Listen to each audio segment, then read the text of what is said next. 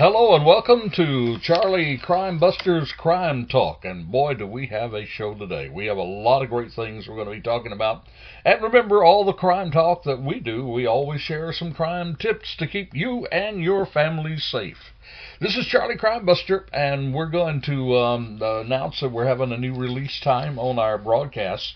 We're moved our release time to Fridays now. We're going to release the broadcast on Fridays because we're going to use a technique called On Any Given Week. On Any Given Week. If you remember, there was a television program, or I guess I should say a movie, about On Any Given Sunday, talking about on any given Sunday, games were won by just inches. Well, this is on any given week. There are certain crimes that take place and crime talk about those crimes that you can use to help yourself be more safe. So this way we're going to keep the show current, but it's an evergreen current. In other words, the kind of crime that we talk about happens every week on any given week in America, and we're going to share that with you. So this way you can, not only can you find a program, a podcast that you can listen to that will help you keep you and your family safer, but you'll also be in the know. In other words, if you don't have time to listen to all the news through the week, then just get the podcast. You can listen to it at your own convenience, maybe when you're going to and from work, or maybe when you're working out, or I don't know, maybe at home. But you can listen to it at your own convenience, and that gets you caught up on the week's crime news. Also, it gives you tips. That's our difference. We give you tips that you can use to keep you and your family safe. Speaking of tips, let me encourage you to go to the website, charliecrimebuster.com, charliecrimebuster.com.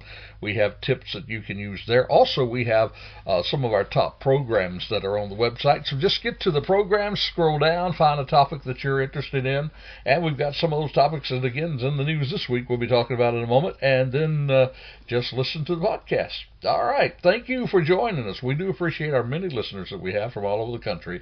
Thank you for making Charlie Crime Buster happy, because we hope that we are being able to keep you a little more safe, you and your family. All right, let's get right to it. News you can use now. News you can use. And don't forget, we're also going to be talking about something I think that's just really critical. We're going to have a stand your ground test in Florida. And believe it or not, it's not the recent Clearwater one where they just charged the guy.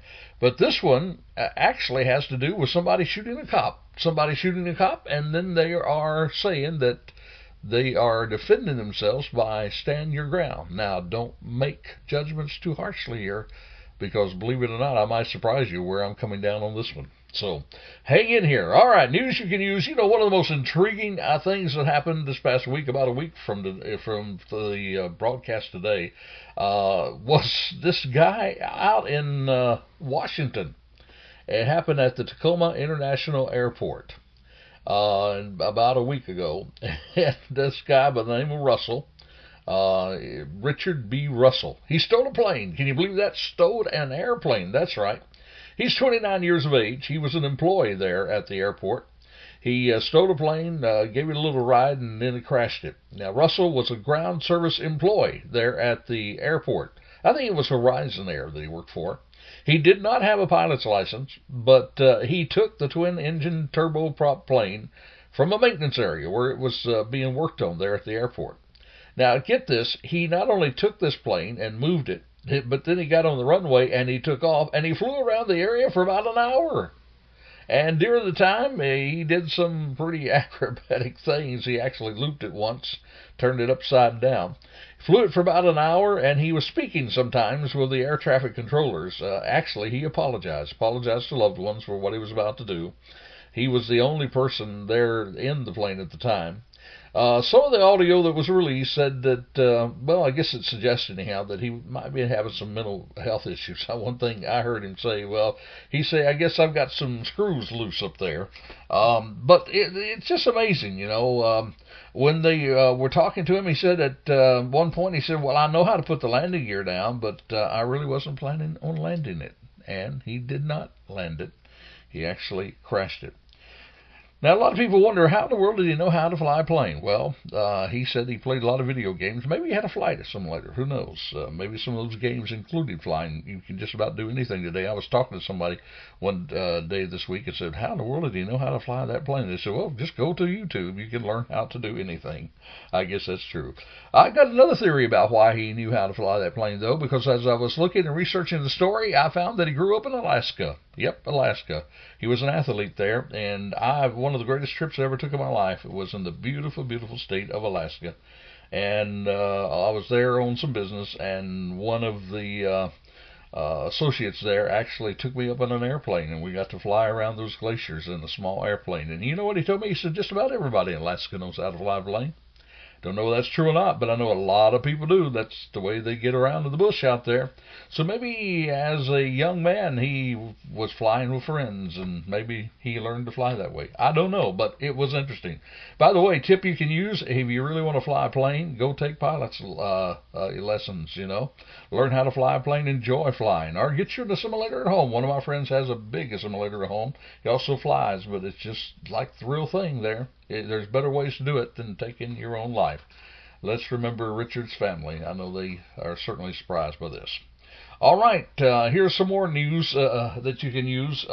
As you know, I know you know where I stand on this, but down in South Florida here, the Police Officers Benevolence Fund, or the Brevard County Police Benevolent Association, this is one of our largest police unions down here in Florida. It was actually responding to this thing that happened with the NFL games, the Miami Dolphins, when they were playing. Again, here's what happened.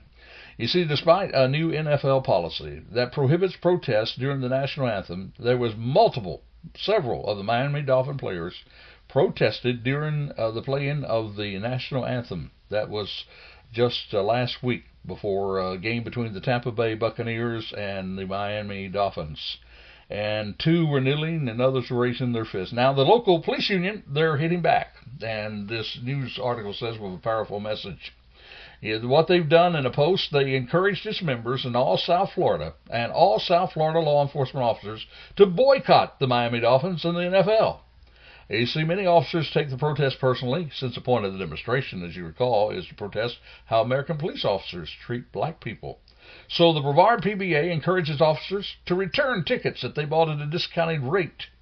And also says they said that the team sought to honor the first responders with the agreement of giving them discounted tickets, but they said they entered into this partnership with the understanding that the Dolphins organization would require their players to stand for the national anthem.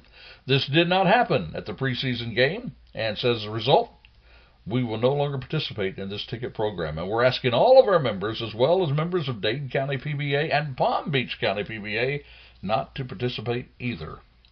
Well, you say, man, they're just getting their dandruff all riled up. We have a right to protest. I agree, we do have a right to protest, but there's a better way to protest than to disgrace the American flag, in my opinion.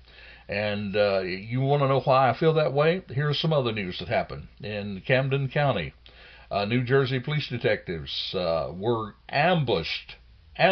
Yep, the undercover officers were dressed in plain clothes, sitting inside an unmarked vehicle at a red light at Mount Vernon Street and Broadway in Camden about 8:30. And as they were waiting, two gunmen approached them, fired between 10 and 25 rounds at them. Now, can you imagine sitting in a car, and somebody walks up and they shoot 25 rounds at you? Well, this actually happened, and it happens more often than you think. You recall, not too long ago, right here in Florida, two officers sitting in uniform in a restaurant eating their lunch, and a man walks up and kills both deputies. And, well, thank God these guys were not killed. They did fire back. The suspects fled the scene. The officers taken to Cooper University Hospital, where they're being threatened for, thank God, non-life-threatening injuries.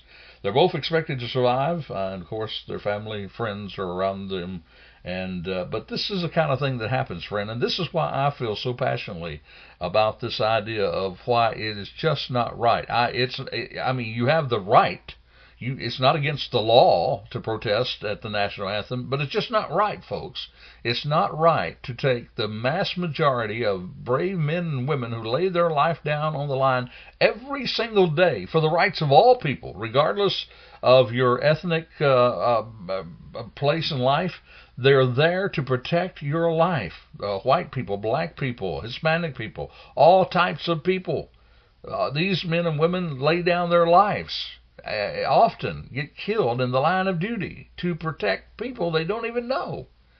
And then you choose to protest their life by disgracing the flag, disgracing the United States of America, and not counting. I'm not even counting the brave men and women who give their lives on the battleground. There's a better way to protest, folks. I've looked at this thing. I've even tried to have an open mind about it, but my mind, I guarantee you, folks, this is wrong. It's wrong. It's wrong. And I make a strong stand on it, and that's the way I feel, and I believe there are millions of other people who feel that way, and I hope they'll let everybody know about it. And I haven't decided yet whether I'm even going to watch a pro football game this year, and that's sad because I love football. All right, let's make it a little lighter. We always have a crazy crook story to share with you on the broadcast. And boy, these are a couple of dumb crooks. First, before we get that, we are going to be talking about something very, very serious, a stand your ground law that's going to be tested here in Florida. Stand your ground law is going to be tested here in Florida, and it involves somebody shooting a cop. Now, you probably thought I was talking about Clearwater. We'll talk about that in a moment. But we're going to talk about more than that. We're going to talk about a new test on this that you're going to find quite interesting. But now let's talk about our crazy crook story. We do always use a crazy crook story. Got a couple of them real quick. There was a German bank robber. Yep, a German bank robber sent mocking emails to local police, including their efforts to arrest him. You see, he first let them know, he said, well, you got my age wrong, you got my build wrong, you got my accent wrong. Then he corrected their announcement that he escaped on foot. No, he said, I didn't escape on foot, I had a getaway car. The cops got the last word, though. Yep, they arrested the guy a few hours later. You know what happened? Yep, you guessed it. They used his email to trace him. That's right. He just couldn't keep quiet. Had to let him know that you got it all wrong. And now he is all wrong in doing that because they used the email, traced him, and now he's arrested. Here's another quick one that I just wanted to throw in. And boy, I've seen so many things happen in arresting drunk drivers in my career on the street. And here was a woman in Fresno, California. She was stopped at a DUI checkpoint for being soused. Ever helpful, she wanted to help him. So she offered up this information. She said, I know you're talking to me, but my husband's right behind me, and he's even drunker than I am. He's even drunker than I am. All right, crazy crook stories. There's two of them right there for you to file away. One crazy crook emails the cops. They get him caught by tracing down his email. Another lady says, well, you think I'm drunk, you ought to see my husband. He's coming right behind me in another car. All right, here's our cybercrime tip for the day. Cybercrime tip for the day. The FBI, they're now warning us. They're saying cyber criminals are planning to withdraw millions in cash from the automatic teller machines. That's ATMs around the world. And it says a coordinated campaign. They sent this alert to banks. And that warning came some time ago after it emerged that the ATM maker, NCR, issued software security updates. Even after that, they said that this report of this. Now, this ATM cash-out scheme is planned in coming days, according to the FBI alert. The FBI said unspecified reports indicate the attack is likely to involve a card issuer breach that enables cyber criminals to clone cards for gangs to use to make ATM withdrawals. The warning said, based on similar schemes in the past, that the most likely targets are small to medium-sized financial institutions. They take advantage of that third-party deal there. Now, this particular way that this works, of course, is many times people have a situation where they'll check and see if it's you, but they also have a way to clone your cell phone if that happens, and they can get back and say, yes, it's you, and they can still wipe out your bank account. So I guess the tip here is watch your bank account, watch your checking account. If you see cash being taken out of there that you did not authorize, get right on it and make sure that you have some kind of help yourself to keep yourself safe and your checking account safe. That's a cybercrime alert right there from the FBI that they're at it again. They're always going to be at it. They're always going to try to stay a step ahead, and you're always going to have to be watching yourself online, particularly if you do online banking.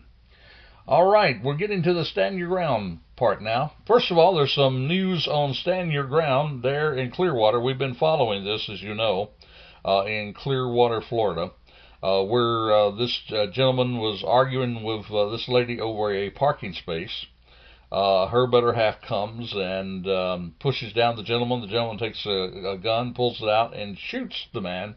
And then the gentleman, of course, is claiming stand your ground. Well, I watched that several times. I watched the video, and it appeared to me that the threat had stopped once the man pushed him down, that he wasn't coming after him. He'd actually stepped back. So I think that the district attorney got it right in this one. I think that the stand your ground defendant is guilty, that his life wasn't in grave danger.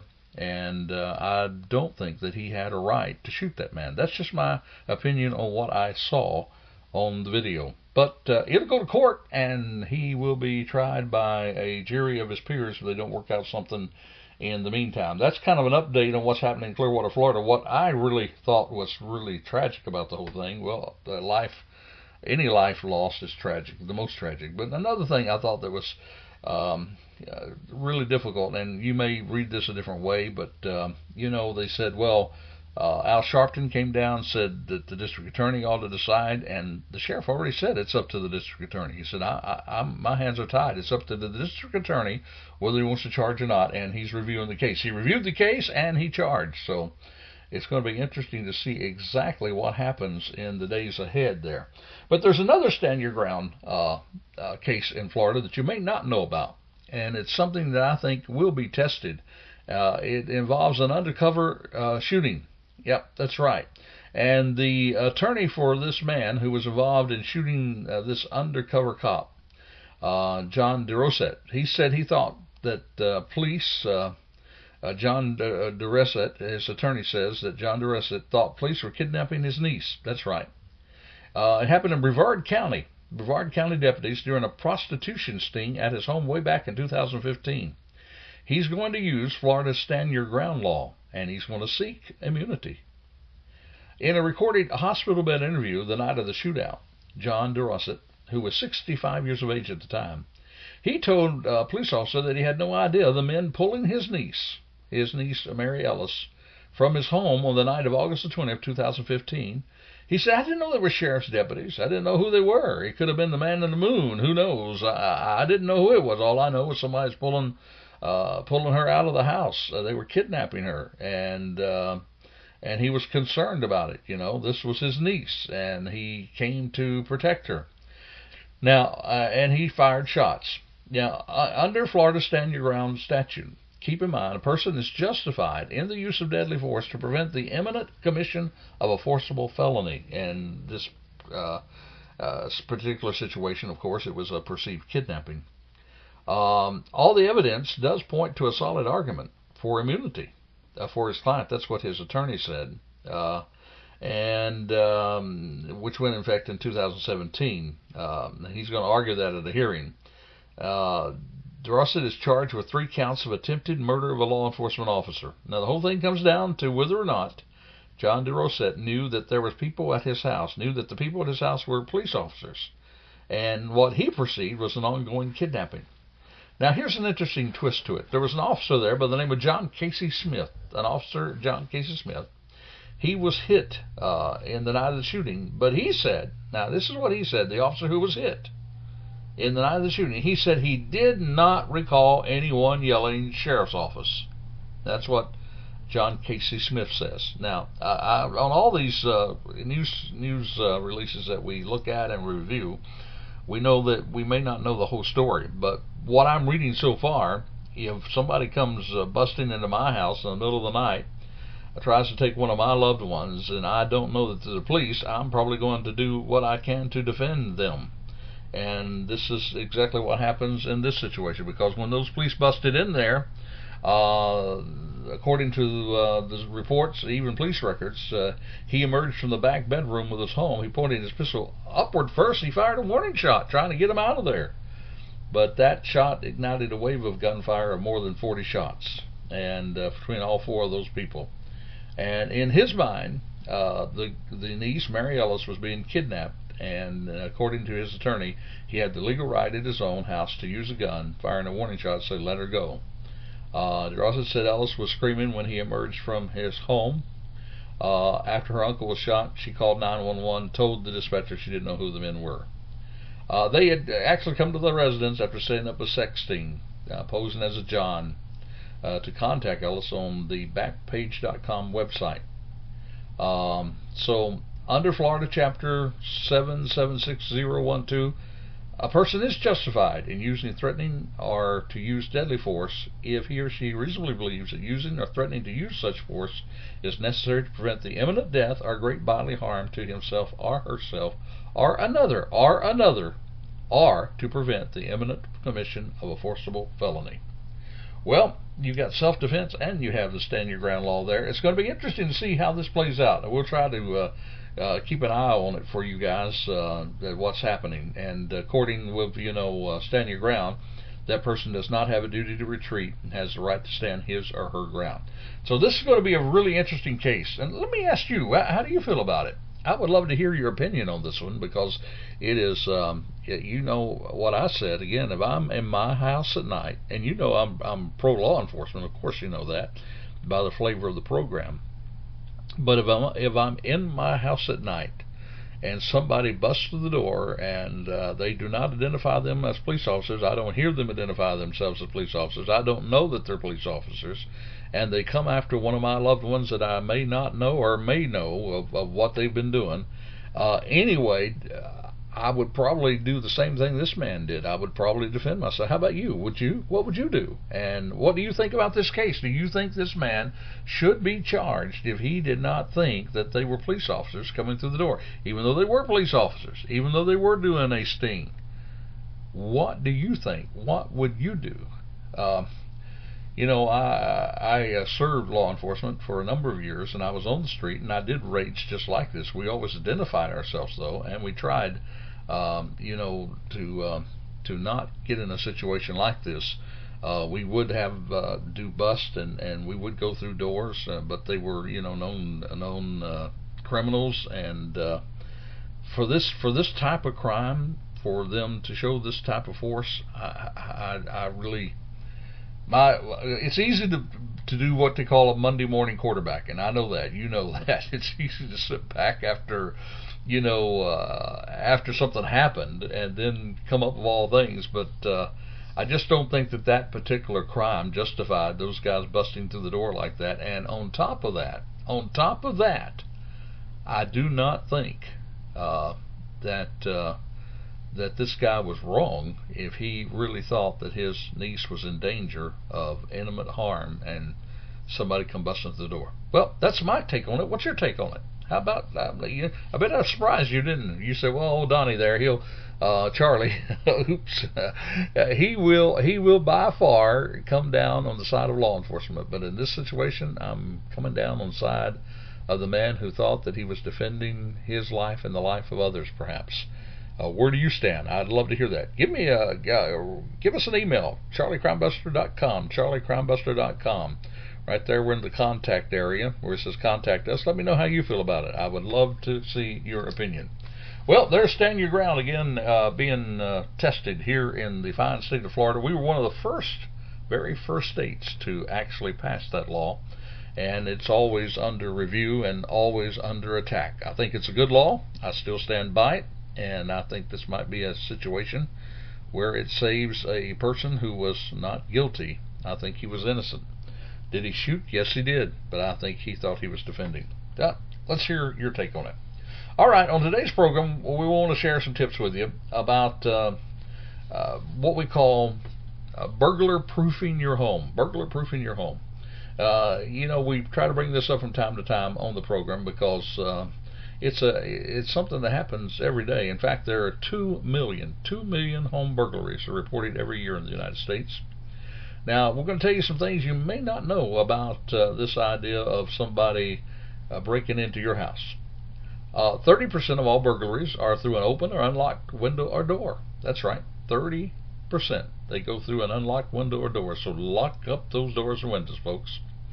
66% of all burglaries are residential home break-ins.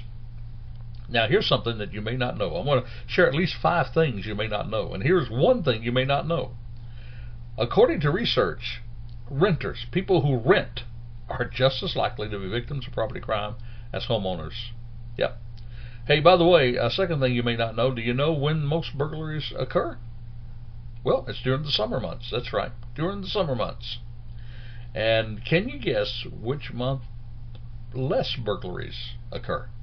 Well, you probably can from common sense, but in case you want to know, it's the month of February. February, the least amount of burglaries are reported.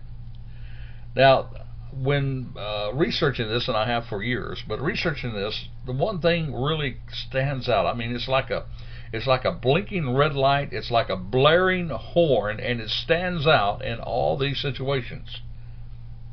Homes without security systems are 300% more likely to be broken into.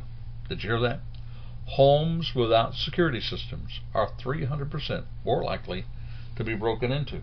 That's right. And you can't take my word for it. Even the crooks themselves will tell you. They will tell you this kind of thing. In fact, there was some recordings made of some of these crooks from time to time.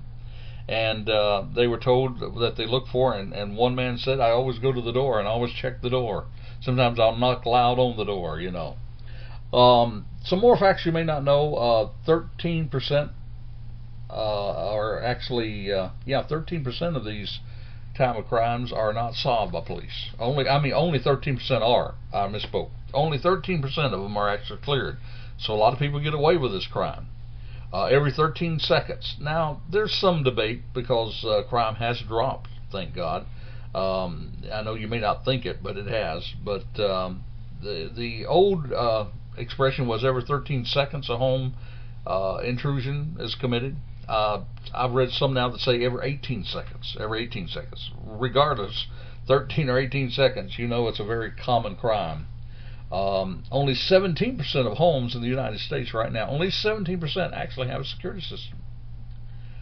Just kind of throw in there, when we were doing the research that I thought was very interesting, 2,500 plus cars are stolen every day.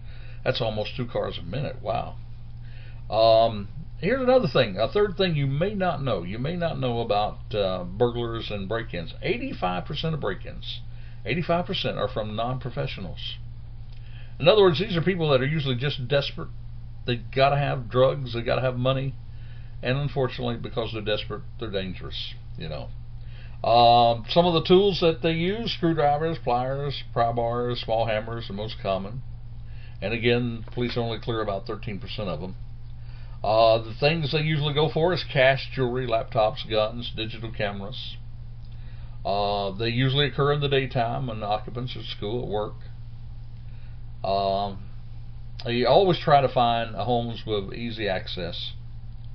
So what can you do about it? What can you do about it? Well, one of the things you can do, there's an old story that we used to tell in Tennessee about men who were walking the Appalachian Trail, and they were walking and they heard that there was a bear up ahead, and so one of the men stopped, got down on one of the benches there along the trail and got in his pack and started getting out his running shoes and changing his hiking shoes into his running shoes. And his friend that was with him looked at him and laughed, said, I can't believe you're doing that, because you just can't outrun a bear. He looked up at his friend and he smiled. He said, well, I don't really have to outrun the bear. I just have to outrun you. But there's a point there. And that point is that if you want to keep your home from being broken into, one of the best things you can do is to make your home the most difficult home to break into on the block. In other words, if a burglar's going down your block, he looks at your home, will that be the easiest and the most difficult one to break into? Because these guys are lazy. If he sees a sign in your yard that says your home is protected by an alarm, he's more than likely going to go to the next home. If he sees that you have your shrubbery, cut down to where you can see out the window and other people can see, and he can't hide in the shrubbery from both prying eyes and from others around, then he's probably not going to go to your home. If he sees that your home is fortified and all your doors are locked and all your windows are locked, and he knows that if he makes entry, a big alarm is going to sound off, he's probably not going to go to your home. So one thing I always tell people in our seminars: make your house, make your home the most difficult home to break into on the block. You don't have to, have Fort Knox out there. You don't have to have machine guns, guards standing out in front of your house. All you need to do is make sure that your home is the most difficult home to break into on the lot. That's a good rule to go by, and it can help you. Other things you can do is use a solid core, a metal door there at the entrance points. People usually come through the front door, and they'll just kick that door down right there around where the lock plate is. Use a heavy duty deadlock. Use a quality knob and lock set. Use heavy strike plate right around that, because they usually will try to kick the door down. You ought to have a wide angle peephole so you can look out there and see who's there. A lot of people using this doorbell camera now, which is a good thing. Maybe not in and of itself, but that combined with other things could really help you there. Of course, if you move into a new house or a new apartment, always change the door locks. Now remember, people who rent are just as likely to be broken into. I just read before I got to the broadcast today of a home invasion, and was an apartment complex. They broke in, tied up the family in duct tape. So just keep in mind, folks, that there are some bad people out there. They want to do some bad things. They want to take your things. Keep that in mind and harden the target. In other words, make sure your home is the most difficult one to break into. Well, this has been a Charlie Crime Buster program. We're about at the end of our time today. We used some news that you can use. We talked about, wow, what a test this is going to be of this 2015 shoot where the police broke into this man's house. They were on a raid. One of the deputies said he did not recall hearing anybody say sheriff's office. The man thought, according to the reports we read, thought that somebody was coming to kidnap his niece. He fired, actually struck one of the officers, and he's using stand your ground as his defense. How do you think about that? What do you think about that? Let me hear from you. CharlieCrimeBuster.com. CharlieCrimeBuster.com. This is Charlie Crimebuster. Until this time next time, urging you, be safe, for the life you save, yep, it may be your very own. Thank you for joining us.